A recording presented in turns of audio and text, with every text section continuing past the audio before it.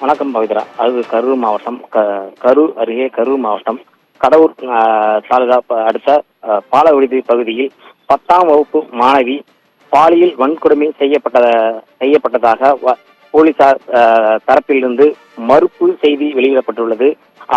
அந்த 12ஆம் வகுப்பு மாணவன் 10ஆம் வகுப்பு மாணவியிடம் சமூக வலைதளங்கள் மூலம் பேசி வந்ததாகவும், நேற்று இரவு அருகே வர சொல்லி அந்த பெண் தவறாக பேசியதாகவும் கூறப்படுகிறது.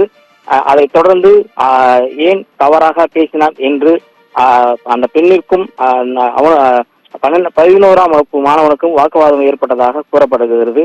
அதைத் தொடர்ந்து அருகே அந்த பெண்ணின் மீது கழுத்தில் வன்மையாக கத்தி வைத்து அறுக்கப்பட்டதாக போலீசார் தரப்பிலிருந்து கூறப்பட்டு வருகிறது.